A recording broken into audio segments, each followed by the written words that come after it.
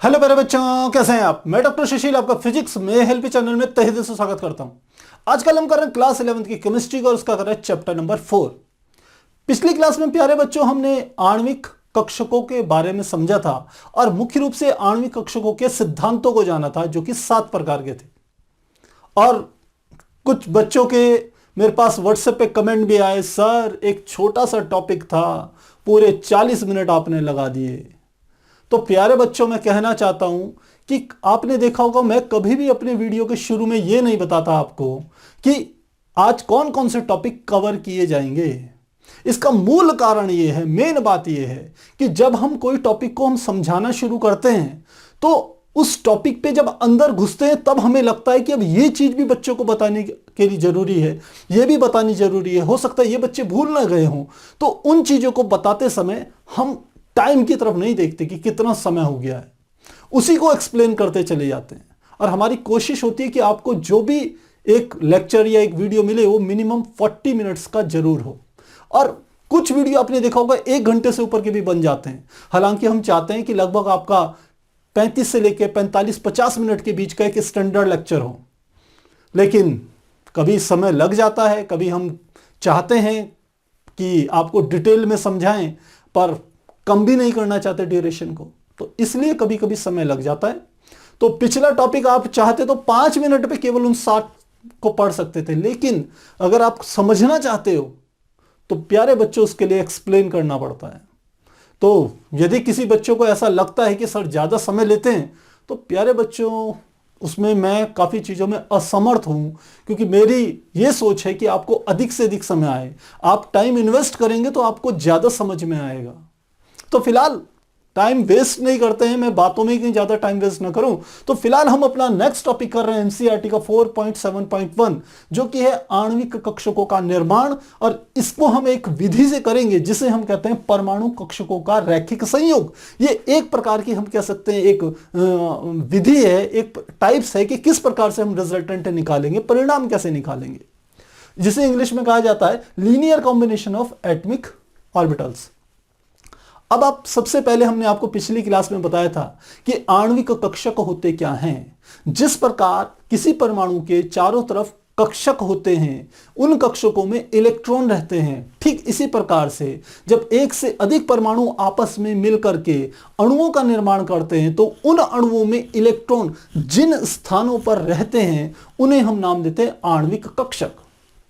तो इतनी बात हमने पिछली क्लास में आपको डिटेल में समझा दी थी और वहां आपको एक पिक्चर के द्वारा, एक डायग्राम के द्वारा यह भी बताया था आणविक कक्षक होते कैसे हैं। हालांकि उन 7 नियमों में उसकी आवश्यकता नहीं थी, लेकिन हम चाहते थे कि पहले नियम के साथ ही मैंने आपको वो समझा दिया था, जिससे जब मैं 7 नियम आपको बताऊं तो आपके दिमाग में एक पिक्चर हो, एक हम कह सकते हैं विजन हो कि ये ऐसी ऐसी चीजें इसमें हो रही होंगी। तो अब हम समझते हैं कि आणविक कक्षकों का जो निर्माण होता है वो होता कैसे है। यहां पर हमें घुसना पड़ेगा अपनी फिजिक्स के अंदर। फिजिक्स में क्लास 12th में आप पढ़ोगे dual natures of wave particles and radiation, जिसे हिंदी में कहते हैं तरंग तथा कण की द्वैत प्रकृति। इसका अर्थ क्या हुआ, क्योंकि यहां पर यह टॉपिक इसी चीज से निकल के आता है। हमारी जो संयोजकता आबंध सिद्धांत था, वैलेंसी बॉन्ड थ्योरी थी, आप हाइब्रिडाइजेशन कह लीजिए, और ये जो हमारी थ्योरी है आणविक कक्षकों का सिद्धांत, यह दोनों एक सिद्धांत पर आधारित है फिजिक्स के, और उसे हम कहते हैं क्वांटम थ्योरी, यानी कि क्वांटम सिद्धांत। और क्वांटम सिद्धांत क्या कहता है? क्वांटम सिद्धांत कहता है कि जितनी भी प्रकृति में आप जिन्हें तरंग मानते हो, वेव मानते हो, उन सब तरंगों के अंदर कणों जैसा गुण पाया जाता है। तो हो सकता है आपको अभी इस क्लास 11th में यह बात समझ में नहीं आ रही होगी। एक छोटे से एग्जांपल से समझाने की कोशिश करता हूं कि आप देखते हो कि धूप आ रही है, यानी कि सूर्य की किरणें आ रही है, तो आप कहते हो ये सूर्य का प्रकाश आ रहा है। आप देखेंगे तो जो प्रकाश है वो एक प्रकार की विद्युत चुंबकीय तरंग है, स्पष्ट लिखा गया है विद्युत चुंबकीय तरंग है। और केवल प्रकाश ही नहीं है, आप रेडियो तरंगों की बात कीजिए, आप पराबैंगनी किरणों की बात कीजिए, पराबैंगनी किरणें यानी कि तरंगे, इसके आप गामा तरंगे कह लीजिए, अल्फा कह लीजिए, ये सारी की सारी हम कह सकते हैं तरंगे हैं, वेव्स हैं। और इनका एक बड़ा सा स्पेक्ट्रम भी है। उसी में सबसे अच्छा एग्जाम्पल हम समझा रहे हैं आपको। जो प्रकाश है वो अपने आप में एक तरंग है जिसे हम विद्युत चुंबकीय तरंग कहते हैं। अब प्रारंभ में साइंटिस्ट ये सोचते थे जो चीज तरंग होती है वह एक अलग प्रकार का नेचर है, उसमें कण नहीं आता, पार्टिकल नहीं आता, कोई हम कह सकते हैं पिंड नहीं हो सकता।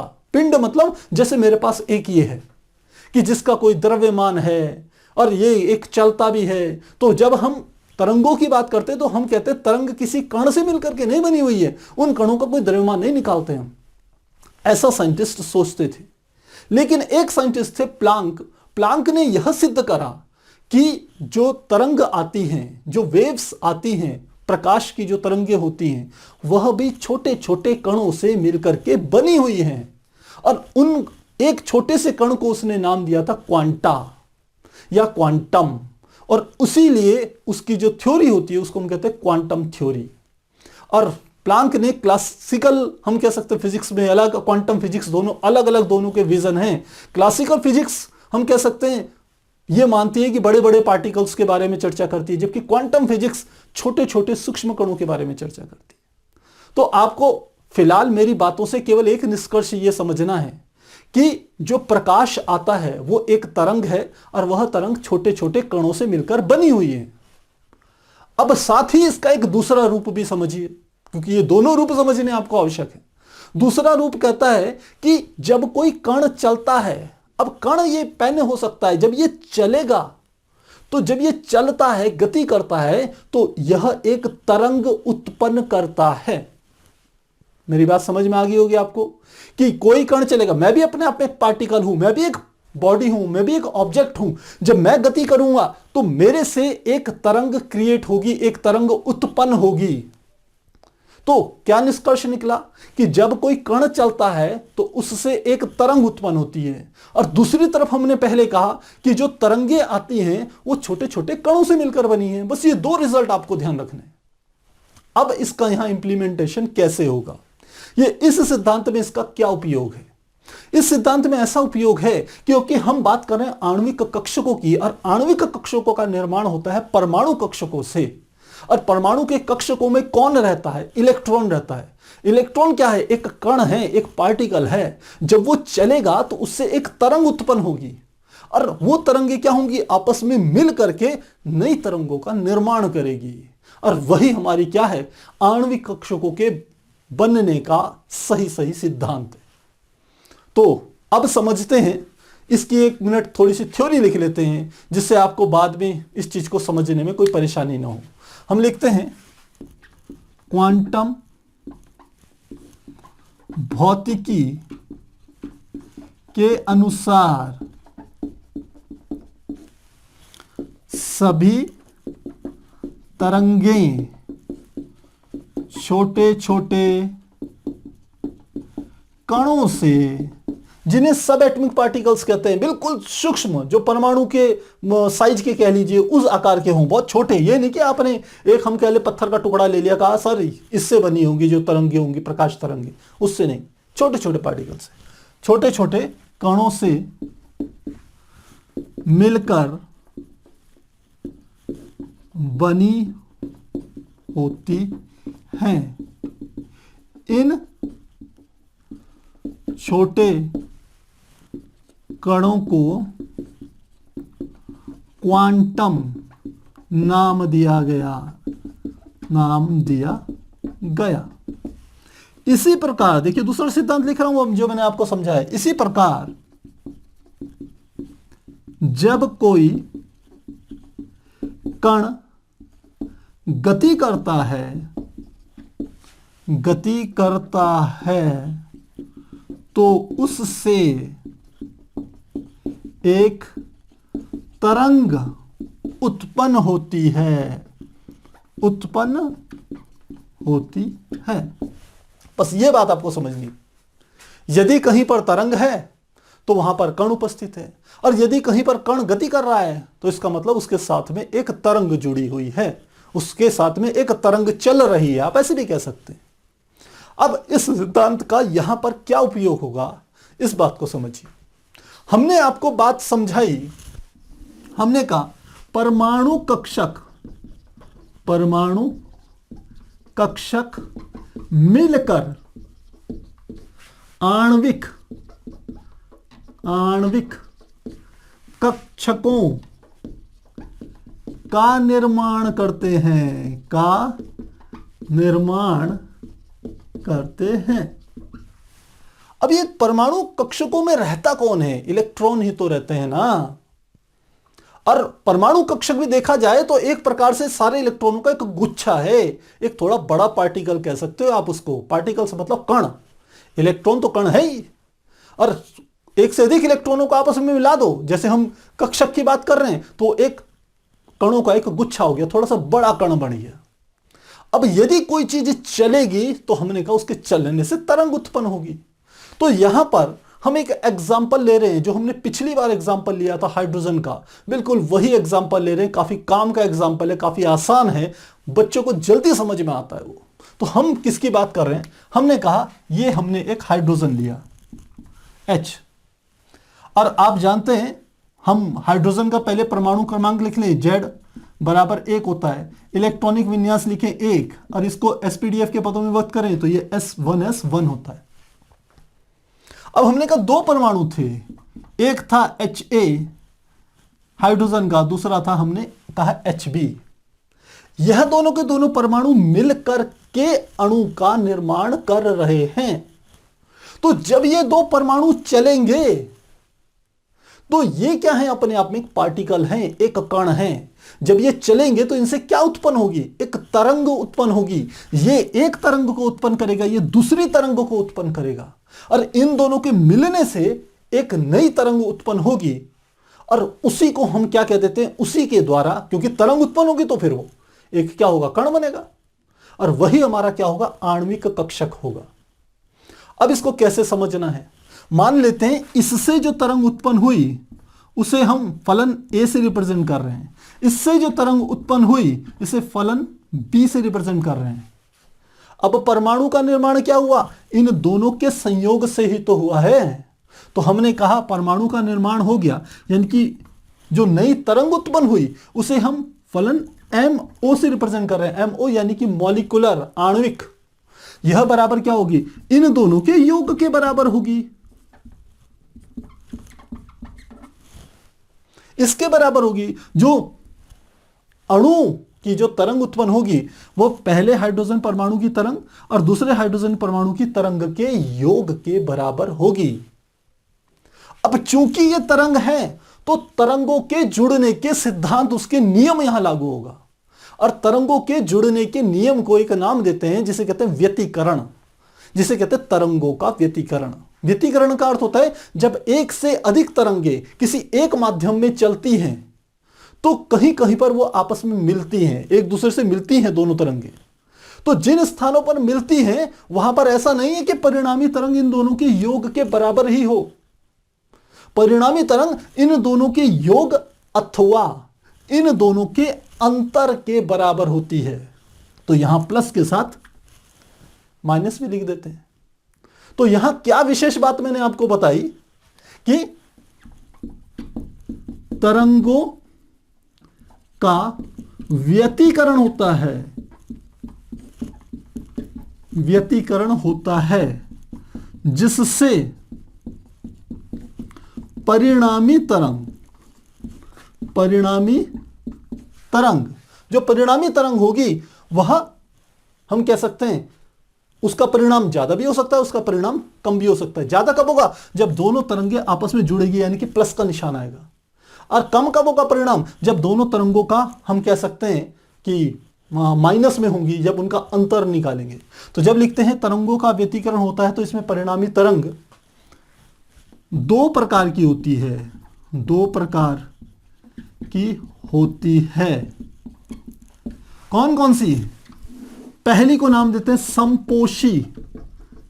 समपोषी तरंग, और दूसरी होती है जिसे कहते हैं विनाशी तरंग। समपोषी तरंग का अर्थ क्या? ये MO बराबर होगा ये फलन A प्लस फलन B, तरंग A और तरंग B के योग के बराबर होगा समपोषी व्यतिकरण में, समपोषी तरंग जो बनेगी। और विनाशी तरंग क्या होगा? ये MO बराबर होगा 5A माइनस 5B के। क्लास 11th में भी है आपके ये व्यतिकरण वाला, जिसमें आप पढ़ोगे अनुप्रस्थ तरंगे, अनुदैर्घ्य तरंगे, फिर उनके व्यतिकरण की घटना आप देखोगे। वहीं पर एग्जाम्पल दिया गया है कि किस प्रकार हम एक रेडियो स्टेशन को सुनते हैं। जब आपने देखा होगा कि किसी रेडियो में कोई स्टेशन को आप मैच करवाइए, AM में, FM में नहीं, AM में, तो अब आप के पास रेडियो है, मान लेते हैं आपके पास अच्छी आवाज आ रही है, बिल्कुल साफ आवाज आ रही है। आप एक कदम आगे चलते हैं, आप देखते हैं उस रेडियो की आवाज धीमी पड़ जाती है। फिर एक कदम पीछे आते हैं तो आप देखते हो रेडियो की आवाज फिर तेज हो जाती है। क्यों होता है ऐसा? व्यतिकरण की घटना के कारण, क्योंकि वहां दो तरंगे आ रही हैं और दो तरंगों का व्यतिकरण हो रहा है अलग अलग वेव से। जब आप पीछे रहते हो तो वहां संपोषी व्यतिकरण होता है, तो परिणामी तरंग बढ़ जाती है। और एक स्टेप आगे चलते हो तो वहां विनाशी व्यतिकरण की घटना घटती है और आपको आवाज कम सुनाई देती है। तो वही क्या है? तरंगों के व्यतिकरण की थ्योरी पर आधारित है वो सिद्धांत, वो घटना। तो मुझे लगता है इतनी बात आपको ये समझ में आ गई होगी। अब हम समझते हैं कि ये MO बन गया तो MO 2 हो गया। एक जो परिणामी जो तरंग बनेगी, जो आणविक हम कहेंगे कक्षक बनेगा, एक तो इन दोनों का योग के बराबर होगा और एक इन दोनों के अंतर के बराबर होगा। तो इस वाले फंडे को, इसको हम कैसे लिखते हैं? इसको रिजल्टेंट के रूप में। इस वाले MO को जिसमें इसका मान जुड़ा हुआ है उसे हम सिग्मा से रिप्रेजेंट करते हैं। तो सिग्मा बराबर होगा, जिसे हम कह सकते हैं 5A प्लस 5B के। और दूसरा ये वाला जो दूसरा हमारा होता है, इसको हम करते हैं सिग्मा स्टार से, और ये बराबर होता है 5A माइनस 5B के बराबर होगा। ये 5A और 5B क्या है? A हाइड्रोजन परमाणु से जुड़ी हुई हम कह सकते हैं एक तरंग मान लीजिए, या एक फलन मान लीजिए, तरंग का फलन। ये H5B क्या है? वो B जो हमारा हाइड्रोजन परमाणु था उससे जुड़ी हुई तरंग का फलन मान लीजिए। तो ये हमारे को दो मिले, एक पॉजिटिव में है, एक धनात्मक है जिसमें जुड़ रहा है, एक ऋणात्मक है। अब यहां पर इन दो चीजों का आपको ध्यान देना है। जो ये वाला होता है इसको हम नाम देते हैं, इस वाले को, इसको कहते हैं आबंधन, आबंधन आणविक, आणविक कक्षक। और इस वाले को, दूसरे वाले को नाम देते हैं, इसे कहते हैं प्रति आबंधन, प्रति आबंधन आणविक कक्षक। दो आ गए। अब इसको यदि हम ड्रॉ करके आपको दिखाने की कोशिश करें तो कैसे करेंगे? अब देखिए, सबसे पहले हम इधर की ओर ले रहे हैं। मान लेते हैं ये पहली तरंग का जो फलन था वो 5A था, हमने इस प्रकार से यहां पर बना दिया। 5A बनाते हैं, यहां पर हमने बनाया 5A, और इधर की ओर हमने बना दिया दूसरी जो तरंग थी, दूसरे हाइड्रोजन परमाणु की HB की 5B। अब यहां पर क्या हुआ? इन दोनों का व्यतिकरण हुआ। इन दो हाइड्रोजन के जो परमाणु कक्षक हैं इनका व्यतिकरण की घटना हुई, जो एक वेव्स के रूप में आपको मैंने समझाने की कोशिश करी। तो क्या हुआ?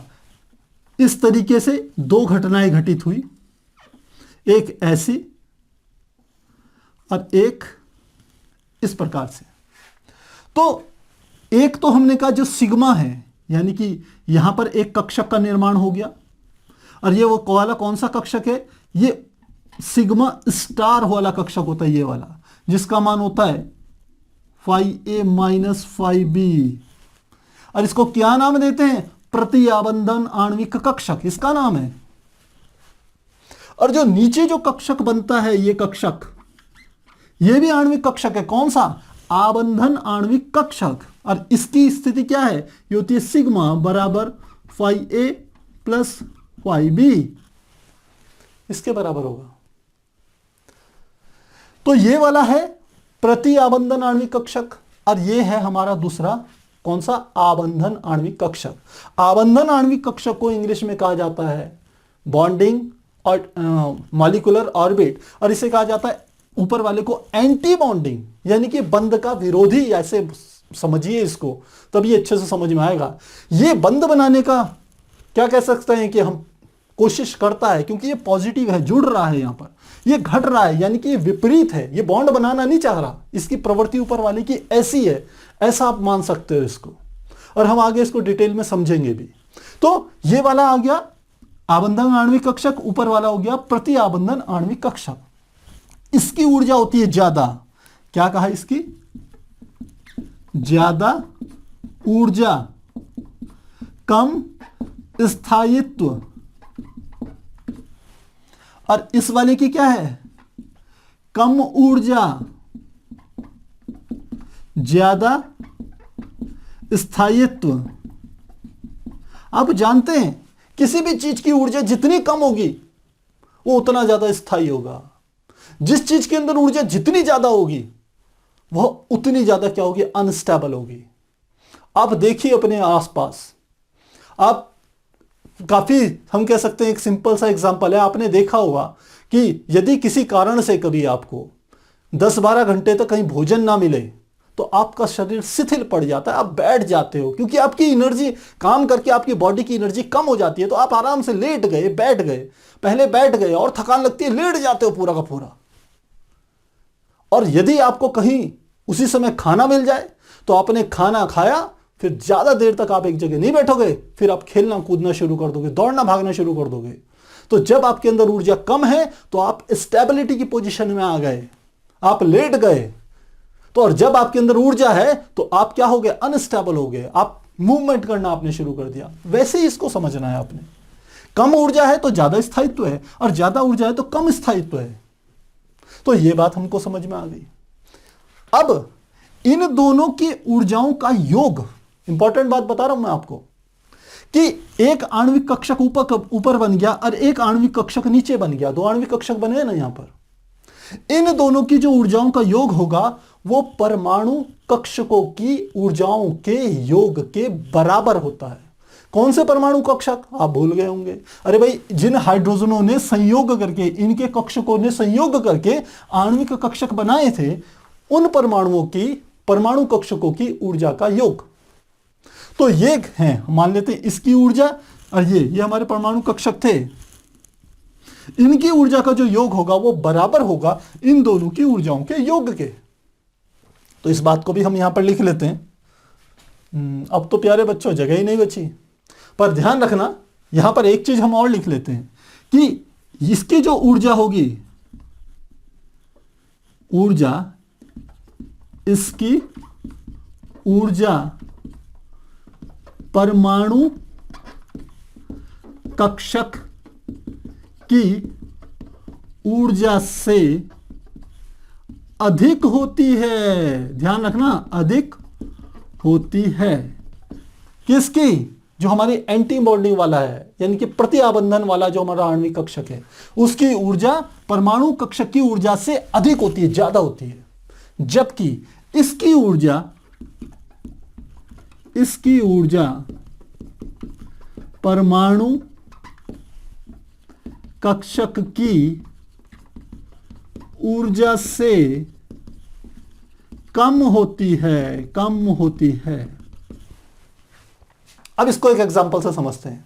मैंने कहा इस वाले परमाणु कक्षक की ऊर्जा मान लेते हैं 20 जूल थी, और इस वाले परमाणु कक्षक की ऊर्जा भी 20 जूल थी। दोनों हाइड्रोजन के हैं, दोनों के नाभिक समान है, दोनों में इलेक्ट्रॉनों की संख्या समान है, तो इसकी भी 20 जूल ऊर्जा, इसकी भी 20 जूल ऊर्जा, तो टोटल कितने जूल ऊर्जा होगी, 40 हो गई। अब मैंने आपको समझाया कि ये जो आणविक कक्षक बन रहे हैं ऊपर नीचे वाले दो, इनकी ऊर्जाओं का योग परमाणु कक्षकों की ऊर्जाओं के योग के बराबर होगा। तो यदि इनकी ऊर्जाओं का योग 40 है तो इन दोनों आणविक कक्षकों की ऊर्जा का योग भी 40 ही होना चाहिए। अब हमने कहा ठीक है, इन दोनों का योग तो है 40, लेकिन ऊपर वाले की ऊर्जा क्या है, ज्यादा, और नीचे वाले की क्या है, कम। तो यदि इसकी ऊर्जा 25 है तो इसकी ऊर्जा कितनी होनी चाहिए, 15 होनी चाहिए। अब 25 है तो 25 किससे ज्यादा है, 20 से ज्यादा है। इसलिए लिखा है कि ऊपर वाले की ऊर्जा, इसकी ऊर्जा परमाणु कक्षक की ऊर्जा से अधिक होती है, 25 का मान 20 से ज्यादा है। नीचे लिखा है मैंने, इसकी ऊर्जा परमाणु कक्षक की ऊर्जा से कम होती है, क्योंकि 15 क्या होगा, 20 से कम होता है।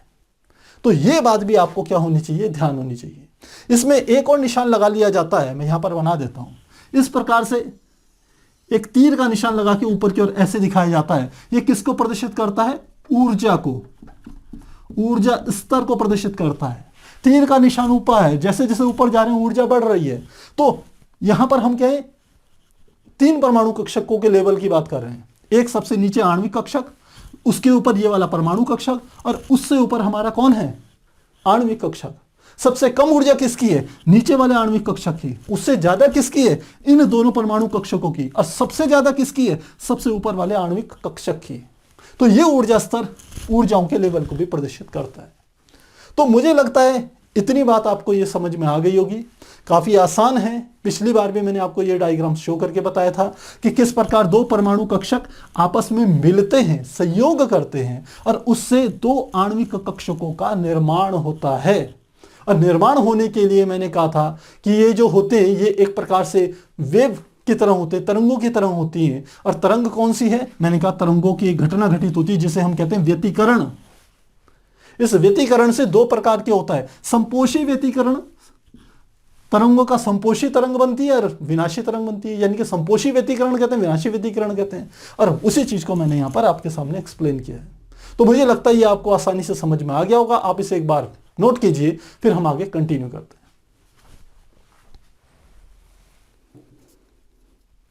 तो प्यारे बच्चों, अभी हमने यह समझा कि आणविक कक्षकों का निर्माण होता कैसे है, इस चीज को हमने समझा। अब हम अगला टॉपिक समझते हैं जो कि है एनसीईआरटी का 4.7.2। यह है परमाणु कक्षकों के संयोग की शर्तें। कौन सी शर्तें हैं कि जिनका पालन परमाणु कक्षकों को संयोग करते समय करना ही पड़ेगा। आपके सिलेबस में जिन अणुओं की बात हो रही है, जिन अणुओं हम कह सकते हैं जो अणु हैं जो परमाणुओं से मिलकर के बने हुए हैं, वे सभी परमाणु जो हैं हमारे जो सिलेबस में हैं वे हैं द्विपरमाणु समनाभिकीय। यानी कि जिसमें दोनों के नाभिक भी समान हो, यानी कि दोनों परमाणु एक जैसे हो, जैसे H2 हो गई या O2 हो गई, कि जिसके दोनों के दोनों परमाणु समान हो और आपस में मिलकर के अणु का निर्माण कर रहे हो। तो वही सब हमारे सिलेबस में है। तो हम इन शर्तों को उन्हीं पे बेस करके यहां पर समझेंगे। तो इसलिए सबसे पहले मैं लिख रहा हूं कि वे परमाणु जो मिलकर अणु का निर्माण करते हैं वे समनाभिकीय द्विक परमाणु में निम्न शर्तें होनी आवश्यक है। तो सबसे पहली कंडीशन मैंने बता दी कि जो अणु बनेगा वह अणु कौन सा होगा, वे द्विक परमाणु तथा समनाभिकीय होंगे। यानी कि दोनों परमाणु सेम होंगे और केवल 2 ही परमाणु मिलकर के अणु का निर्माण कर रहे हैं। हम इसी पे चर्चा फोकस करेंगे अपनी आणविक कक्षकों की। तो सबसे पहला नियम इसमें क्या आएगा, पहली शर्त क्या आएगी? पहली शर्त यह होती है कि संयोग करने वाले जितने भी परमाणु कक्षक हैं उन सबकी ऊर्जाएं समान अथवा लगभग समान होनी चाहिए। ये हमने जो 7 आपको सिद्धांत बताए थे उनमें भी ये बात आई थी। तो उसी को लिख रहे हैं। पहली शर्त क्या है, संयोग करने वाले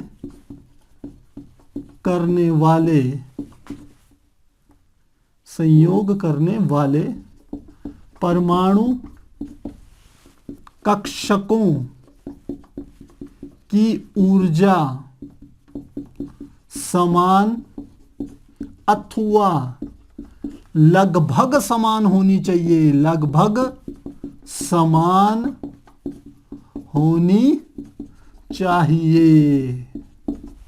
और आपको कैसे समझाया था मैंने वहां, आपको ध्यान हो, मैंने कहा था पहले परमाणु दोनों, क्योंकि क्या है द्विक परमाणु है और समनाभिकीय है तो दोनों सेम होंगे। जैसे मैं ऑक्सीजन का ले लूं तो ऑक्सीजन का परमाणु क्रमांक क्या होगा, ऑक्सीजन का परमाणु क्रमांक होता है 8। यहां पर थोड़ा सा बता रहा हूं, ऑक्सीजन का परमाणु क्रमांक Z कितना होता है, Z हमारा होता है 8। इलेक्ट्रॉनिक विन्यास 2,6। तो इसके परमाणु कक्षक कौन कौन से होंगे, यहां से शुरू करते हैं।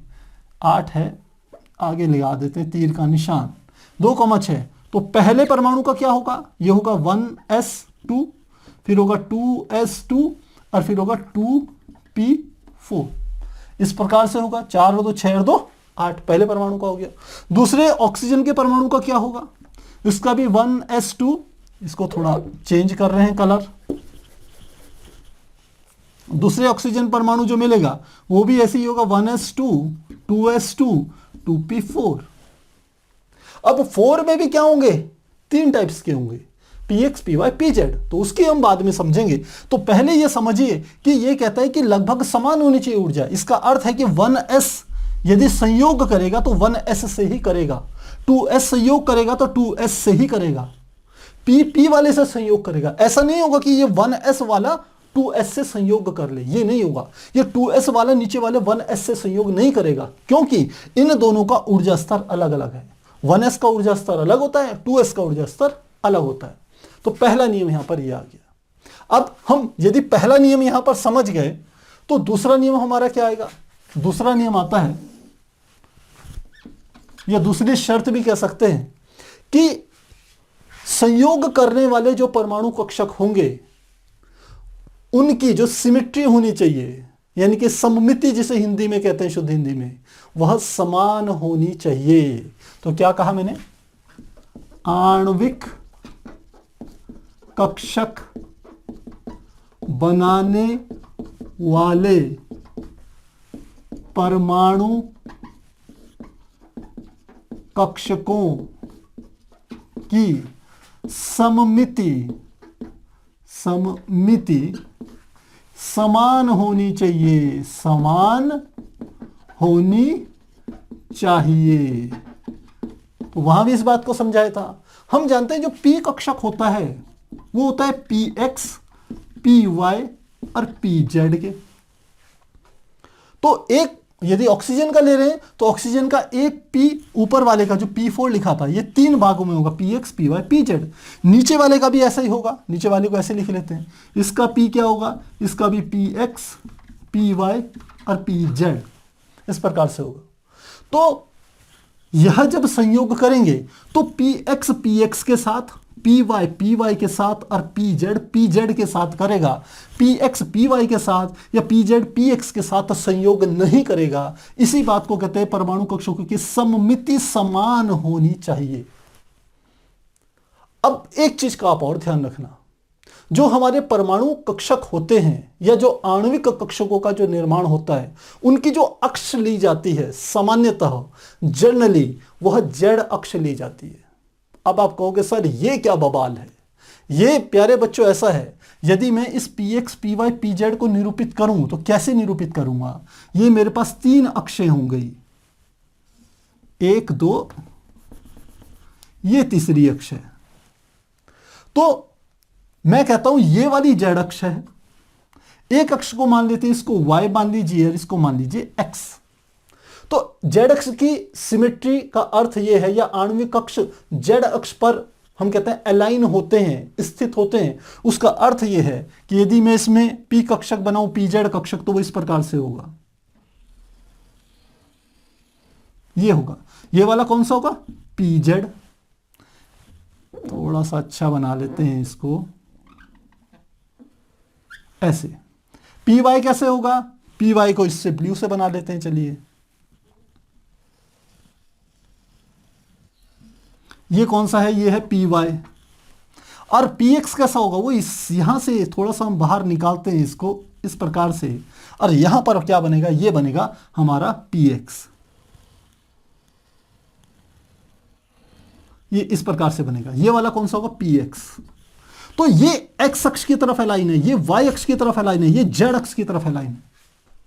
तो यदि px को दूसरे px के साथ, पहले परमाणु के px कक्षक को दूसरे परमाणु की कक्षक से संयोग करना है, तो वो px वाला px से ही कर सकता है। ये x वाला ऐसे वाला है तो ये ऐसे टेढ़े वाले से ही करेगा, वो खड़े वाले से नहीं कर सकता। ये आपको ध्यान रखना है। तो मुझे लगता है इतनी बात आपको समझ में आ गई होगी। तो ये हमारे क्या हो गए, दो शर्तें होगी। पहली शर्त जिसे मैंने कहा, वे परमाणु जो अणु का निर्माण करते हैं वे समनाभिकीय तथा द्विक परमाणु होते हैं। पहली कंडीशन, इसका पहला जो शर्त है, संयोग करने वाले परमाणुओं की जो कक्षकों की ऊर्जा क्या होनी चाहिए, समान होनी चाहिए। और दूसरा हमने बता दिया सिमेट्री समान होनी चाहिए। अब तीसरे नियम पे आ जाइए। तीसरा नियम है, जो परमाणु कक्षक आणविक कक्षकों का निर्माण करेंगे उनमें अतिव्यापन अधिकतम होना चाहिए। तो क्या कहा हमने, परमाणु कक्षकों में अतिव्यापन, अतिव्यापन जैसे इंग्लिश में ओवरलैपिंग कहा जाता है, परमाणु कक्षकों में अतिव्यापन अधिकतम होना चाहिए, अधिकतम होना चाहिए। तो इतनी बात आपको प्यारे बच्चों समझ में आनी चाहिए। तो मुझे लगता है ये तीनों शर्तें यहां पर कंप्लीट हो गई है। अब इसमें हम एनसीईआरटी का अपना अगला टॉपिक देखते हैं, और हमारा अगला टॉपिक है, काफी बच्चों की बीच बीच में बच्चे बोलते हैं सर कौन सी किताब से पढ़ाते हो, सर कौन सी किताब से पढ़ाते हो। तो मैं बता देता हूं प्यारे बच्चों, ये आपके एनसीईआरटी की किताब को ही मैं फॉलो करता हूं। और इसमें भी ये देखिए सीधे अंदर की ओर, ये पॉइंट टू पॉइंट में इसी से लेकर के चलता हूं। अब हमारा अगला पॉइंट है 4.7.3। 4.7.2 हम यहां कर चुके हैं। अगला देखते हैं, एनसीईआरटी 4.7.3, और टॉपिक का नाम क्या है, आणविक कक्षकों के प्रकार। बस इतना हमारे को समझना है। अगला है हमारा आणविक कक्षकों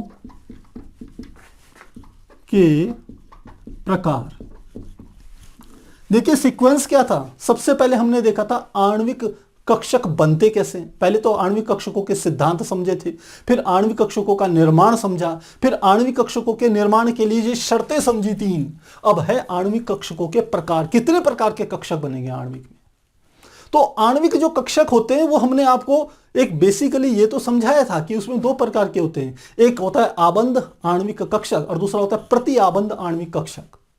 लेकिन वो तो एक जनरल कैटेगरी थी जो सब जगह होगी, लेकिन आणविक कक्षकों के नाम क्या क्या होंगे। जैसे परमाणु कक्षकों के होते हैं एस है, पी है, डी है, एफ है, ऐसे हैं। वैसे आणविक कक्षकों के नाम क्या होंगे। तो आणविक कक्षकों के तीन नाम होते हैं, एक होता है सिग्मा, एक होता है पाई और एक होता है हमारा डेल्टा। तो और इसी प्रकार से हम कह सकते हैं और नाम भी रख सकते हैं। यहां पर हमें जो फोकस करना है वो सिग्मा तथा पाई, इन दो प्रकार के आणविक कक्षकों को समझना है। तो सबसे पहले समझते हैं इस सिग्मा आणविक कक्षक को। तो ध्यान रखना है, सिग्मा आणविक कक्षक। अब सिग्मा आणविक कक्षक कैसे बनता है। सिग्मा आणविक कक्षक केवल और केवल तभी बनता है जब कोई भी दो परमाणु कक्षक, हम कह सकते हैं आणविक अक्ष पर आपस में संयोग करते हैं। आणविक कक्ष के एलोंग या उस पर क्या करते हैं, संयोग करते हैं। आप कह रहे होंगे सर पता नहीं क्या है आणविक कक्षक, आणविक अक्ष क्या है। तो उसे जैसे मैंने यहां पर प्रदर्शित किया था, मैंने कहा था ये जो जेड अक्ष होती है, इसी जेड अक्ष को हम बेस अक्ष मान के चलते हैं।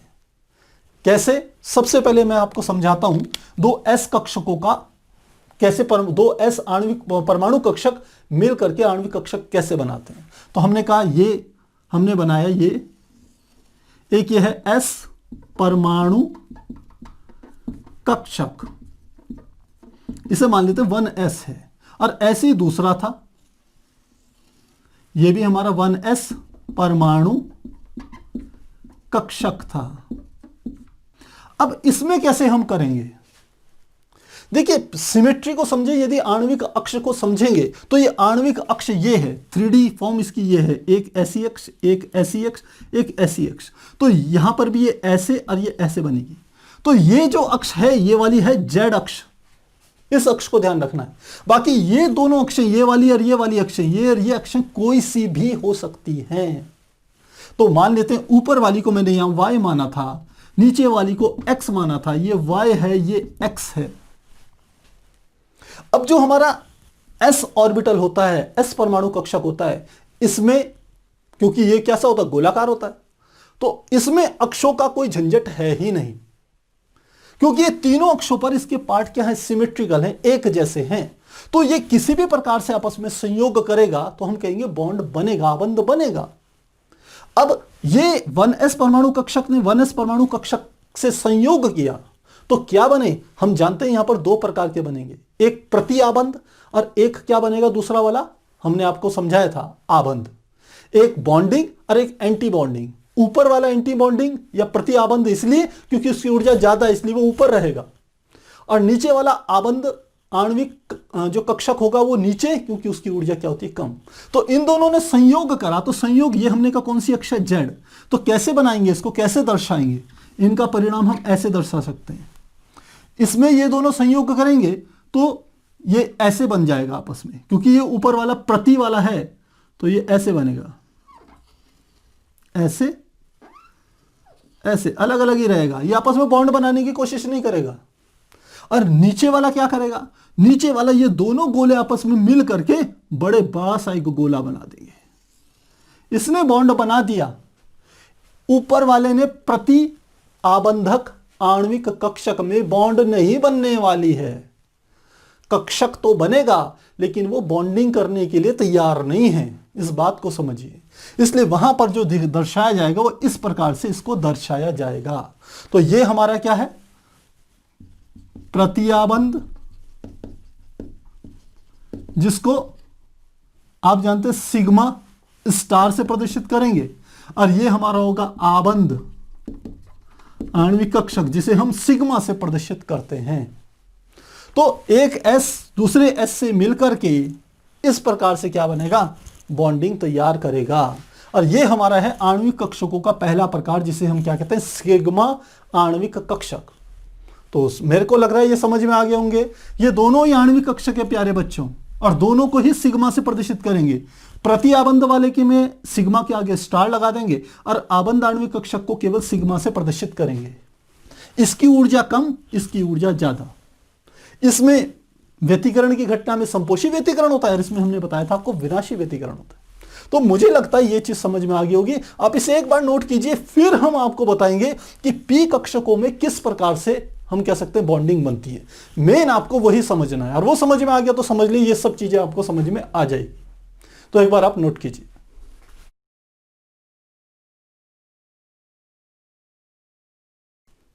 तो प्यारे बच्चों, अभी हमने यह देखा कि जो आणविक कक्षकों के प्रकार होते हैं वो हमने कहा तीन प्रकार के होते हैं। एक हमारा सिग्मा, दूसरा पाई, तीसरा डेल्टा। हमने कहा था यहां पर जो हम इस सिलेबस में जो हमारे है वो सिग्मा तथा पाई ही है, इसी को हमने समझना है। तो सिग्मा में हमने कहा था कि जब किसी अक्ष के अनुदिश हम कह सकते हैं अतिव्यापन होता है, यानी कि परमाणु जो कक्षक होते हैं आपस में मिलते हैं, तो उससे सिग्मा आणविक कक्षकों का निर्माण होता है। ये बिल्कुल वैसे ही है जैसे हमने सिग्मा बॉन्ड पढ़ी थी, पाई बॉन्ड पढ़ी थी। यदि वो आपको समझ में आती है तो ये चीजें आपको आसानी से समझ में आएगी। तो सिग्मा का एक प्रकार तो मैंने समझ लिया जिसमें S और तथा S आपस में संयुक्त हो रहे हैं। अब दूसरा प्रकार समझिए जिसमें कि क्या हो रहा है, हमने कहा यदि P का P से संयोग। अब देखिए P का P से संयोग कितने टाइप से हो सकता है, हम कह सकते हैं दो प्रकार का हो सकता है या तीन प्रकार का हो सकता है। कैसे, वहीं से आपको समझ में आएगा ये सिग्मा आणविक ऑर्बिटल तथा पाई आणविक ऑर्बिटल में क्या अंतर है। तो हमने कहा एक P की यदि मैं चर्चा करूं तो P इस प्रकार से होगा, जैसा मैंने अभी बताया था। ये हमने z अक्ष ले ली, ये वाली हमने एक अक्ष ये वाली ले ली और एक अक्ष ये वाली ले ली। ये वाली जो अक्ष थी ये z है, ऊपर वाली y ले ली, नीचे वाली x ले ली। तो हमने कहा था ये इस प्रकार से बनते हैं। ये है pz, ये वाला होगा, ये होगा py, और इसको हम बना देते हैं ब्लू पेन से। ये हमारा इस प्रकार से होगा, इस प्रकार से। ये कौन सा होगा, ये हमारा होगा px। अब एक P का P से संयोग मतलब पहले परमाणु का P परमाणु कक्षक दूसरे परमाणु के p परमाणु कक्षक से संयोग कर रहा है। अब हमने कहा था वहां सममिति होनी चाहिए, एक शर्त बताई थी आपको, सिमेट्री होनी चाहिए। सिमेट्री का अर्थ px px से संयोग करेगा, py py से संयोग करेगा, pz pz से संयोग करेगा। लेकिन सिग्मा, ये जो हम सिग्मा आणविक कक्षक कब बनेगा, जब इस अक्ष के अनुदिश वाले आपस में संयोग करेंगे। कैसे, इसे समझिए। सिग्मा वाले में क्या होगा, मैंने कहा पहले वाले का ले लेते हैं हम ऐसे, और दूसरे वाले परमाणु का मैं ऐसे बना रहा हूं। इसका pz क्या होगा, इस वाले का pz ऐसा होगा,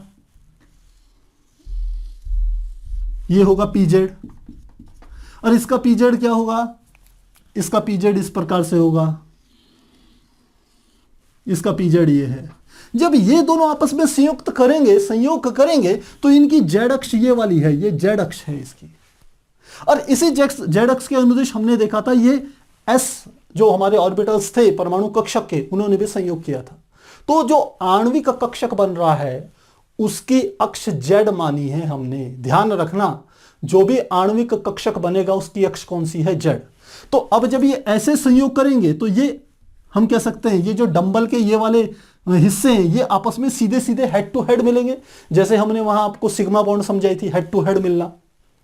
तो इसकी अक्ष से ये अक्ष मिलेगी तो किस प्रकार का निर्माण होगा, यहां पर सिग्मा बॉन्ड बनेगी, और उसी को यहां पर प्रदर्शित किया गया है। तो अब इन दोनों के परिणाम कैसे आएंगे, हमने कहा कि मान लेते हैं इसकी ये वाला जो हम कह सकते हैं डंबल का ये वाला हिस्सा, ये ऋणात्मक है, ये धनात्मक है, ये ऋणात्मक है, ये धनात्मक है। अब ये दोनों संयोग कर रहे हैं, ये दोनों परमाणु कक्षक हैं, ध्यान रखिएगा। तो अब हमने कहा संयोग करेंगे तो क्या करेंगे, हम जानते हैं दो प्रकार का संयोग होता है। आणविक कक्षक दो प्रकार के बनेंगे। पहला आणविक कक्षक जो कि हम कहते हैं कि वो प्रति आबंधन आणविक कक्षक होता है, उसको मैं यहां रिप्रेजेंट कर रहा हूं। आप जानते हैं जब बॉन्डिंग बनती है तो धन से धन सिरा मिलता है और ऋण से ऋण सिरा, धन से धन सिरा मिलता है। मेन बात ये है जो हमने बॉन्डिंग में समझा था। तो यहां पर क्या होगा, ये प्रति आबंधन है, ध्यान रखना, प्रति आबंधन। तो ये क्या करेगा, बॉन्डिंग का विरोध करेगा। विरोध करेगा तो कैसे बनेगा, इसका ये वाला छोटा सा हिस्सा यहां पर ऐसे बनेगा, ये वाला हिस्सा बड़ा बनेगा, फिर यहां पर छोटा सा हिस्सा यहां पर बन रहा है और यहां पर बड़ा सा हिस्सा बन रहा है, और इन दोनों के बीच में थोड़ा सा गैप आ जाएगा। अब क्योंकि धन धन मिलेंगे तो आपस में जुड़ेंगे, ये अपोजिट ले आता है, ये माइनस हो गया तो ये प्लस, और ये यहां पर प्लस है तो ये वाला माइनस। तो इनमें बॉन्डिंग नहीं हो रही है, बॉन्डिंग का प्रकार से विरोध कर रहा है। इसमें आ जाइए, दूसरा हमारा कौन सा होता है, दूसरा हमने कहा आबंधन वाला होता है, यानी कि जो बॉन्ड बनाता है। इसमें कैसा होगा, इसमें प्लस प्लस सिरे एक दूसरे के समीप आ जाएंगे। तो कैसे आ जाएंगे, यहां माइनस का यहां रह गया, ये माइनस का, यहां पर भी माइनस का रह गया, ये माइनस का, और बीच में बड़ा सा प्लस का बन गया, ये प्लस का बन गया, दोनों प्लस एक साथ आ गए। तो इसने क्या करी, बॉन्डिंग बनाई। क्योंकि इनके हेड टू हेड मिल रहे हैं इसलिए ये जो आबंधन बनता है इसे हम कहते हैं सिग्मा, ये भी होगा सिग्मा। और इसको क्योंकि ये प्रति आबंधन है इसलिए सिग्मा स्टार, और ये वाला हमारा क्या होगा, सिग्मा, केवल सिग्मा ही होगा। और वैसे कहें तो ये सिग्मा स्टार जेड एक्स पर है तो पी जेड आ जाएगा, और ये सिग्मा क्या होगा, पी जेड होगा। तो इस प्रकार से हम क्या करेंगे, इसको निरूपित करेंगे, प्रदर्शित करेंगे। तो इतनी तो ये बात समझ में आ गई। अब हमें समझना है कि पाई बॉन्ड कैसे बनेगा। तो देखो प्यारे बच्चों, पाई बॉन्ड बनने का तरीका क्या है, ये px, ये जो टेढ़ा वाला है दूसरे के टेढ़े वाले से संयोग करे, या ये जो खड़ा वाला py है दूसरे के खड़े वाले से संयोग करे। तो कैसे बनेगा, यहां पर बना रहे हैं हम, ये है पाई आणविक आबंध, इसको समझ लीजिए। इसमें क्या है, ये वाला आ गया, ये पहला था, ये दूसरा था, इन दोनों ने क्या करा, संयोग करा। ये कौन सी अक्ष पर है, मान लेते हैं ये y अक्ष पर है, यानी कि ये भी py है, ये भी py है। और हमारी आणविक अक्ष कौन सी है, आणविक अक्ष ये वाली है जिसको हम कहते हैं z अक्ष। ये हमारी कौन सी अक्ष होती है प्यारे बच्चों, ये होती है z अक्ष, ध्यान रखना। तो ये z अक्ष से क्या है, लंबवत है दोनों, py py। और यदि ये px होते तो वो भी लंबवत होते। अब ये दोनों जब आपस में संयुक्त करेंगे तो यह दोनों हेड टू हेड ऐसे नहीं मिल पाएंगे। ये कैसे मिलेंगे? ये बिल्कुल मिलेंगे एक दूसरे के पैरेलल, यानी कि ऐसे मिलेंगे। ये ऐसे नहीं मिलेंगे, ऐसे नहीं मिल पाएंगे। यदि ऐसे मिलते तो पाई बॉन्डिंग होती, ऐसे मिल रही है तो कैसे मिलेंगे? ये होंगी, हम कह सकते हैं, नहीं सॉरी, ऐसे मिलेंगे तो सिग्मा बॉन्डिंग होगी, और यदि ऐसे मिल रहे हैं तो कैसी बनेगी? ये होती है पाई बॉन्डिंग। तो ठीक वही बात यहां पर आ रही है, ये इस प्रकार से मिलते हैं। आप ऐसा कह सकते हो, यदि बॉन्डिंग में कहता तो ये इस प्रकार से मिलते, ऐसे। ये होती थी यहां पर पाई बॉन्डिंग, पाई बंध का निर्माण ऐसा होता था। लेकिन यहां पर आणविक कक्षक बनेंगे, तो आणविक कक्षक कैसे बनेंगे? मैं यहां से इसको यहां शो करके दिखा रहा हूं आपको। तो आणविक कक्षक जब ऐसे बनेंगे तो दो प्रकार के बनेंगे, एक प्रतिआबंधन आणविक कक्षक। वो कौन सा होगा? जिसे हम कहेंगे पाई स्टार पी वाई, ऐसे लिखा जाएगा। और कैसे बनेगा इसका ऊपर वाला सिरा मान लेते हैं धन और नीचे वाला सिरा है ऋण। ऊपर वाला सिरा मान लेते हैं धन, नीचे वाला सिरा क्या है? ऋण। तो प्रति आबंधन क्या करेगा? बॉन्डिंग का विरोध करेगा। तो यहां पर ये पलट जाएंगे, ये एक ऐसे आया, प्लस ऊपर माइनस नीचे, और दूसरा वाला क्या होगा? ये माइनस ऊपर और प्लस नीचे, और तब ये एक दूसरे के समीप नहीं आएंगे। इसीलिए इसको कहते हैं प्रति आबंधन। इसलिए इसको पाई, क्योंकि पाई बॉन्ड बना रहे, पाई आणविक कक्षक का निर्माण कर रहे हैं, इसलिए पाई स्टार पी वाई कहेंगे। और जो दूसरा बनता है ये वाला, ये होता है हमारा आबंधन आणविक कक्षक। आबंधन आणविक कक्षक किससे रिप्रेजेंट करते हैं? इसे भी समझ लीजिए। इसे करेंगे, ये वाला पाई है तो ये भी पाई होगा। इसको स्टार से रिप्रेजेंट करेंगे, इसे पाई से रिप्रेजेंट करेंगे। इसमें स्टार नहीं आएगा क्योंकि ये बॉन्ड बनाएगा, और साथ में क्या आ जाएगा? P Y. इसमें कैसे बनेंगे? ये दोनों ऐसे सिमेट्रिकल मिलेंगे, धन से धन मिलेगा, ऋण से ऋण मिलेगा। तो कैसे बनेगा? ये इस प्रकार से बनेंगे। जब ये जुड़ेंगे तो इस प्रकार से बन जाएगा। ये ऊपर वाला पॉजिटिव बन जाएगा, नीचे वाला नेगेटिव बन जाएगा, और इस प्रकार से क्या बनेंगे? ये बन जाएंगे। तो ये हमारा है आबंधन आणविक कक्षक, ये है पी वाई। तो इस प्रकार से प्यारे बच्चों हम इन्हें समझ सकते हैं। ध्यान रखिएगा, जब भी आणविक कक्षक बनेंगे, चाहे वो एस एस संयोग करे, चाहे पीजेड से पीजेड वाला संयोग करे, या पी वाई से पी वाई वाला संयोग करे, दो आणविक कक्षक बनेंगे हर कंडीशन में। क्योंकि हर स्थिति में दो परमाणु कक्षक क्या कर रहे हैं? आ रहे हैं संयोग के लिए, तो आणविक कक्षक भी दो ही बनेंगे। हमने नियम बताया था। इस प्रक्रिया में आणविक परमाणु कक्षक जब संयोग करके आणविक कक्षकों का निर्माण करते हैं, तो जितने परमाणु कक्षक संयोग करेंगे उतने ही आणविक कक्षक बनेंगे। तो यहां देखिए, दो एस वालों ने मिला था, तो इसको ऐसे लिख सकते हैं, धनात्मक। तो ये वाले ऐसे कैसे बन रहे हैं? ये वाला हमारा हो गया धन, पॉजिटिव। इसमें थोड़े से ये हो गया सेपरेशन में आ गया, अलग अलग हो गया। तो दो परमाणु कक्षक मिले थे तो दो आणविक कक्षक मिल गए, एक प्रति आबंधन और एक आबंधन वाला। दूसरा पीजेड पीजेड से मिले तो दोनों के हेड मिले, तो कौन सी बॉन्ड बनी? सिग्मा।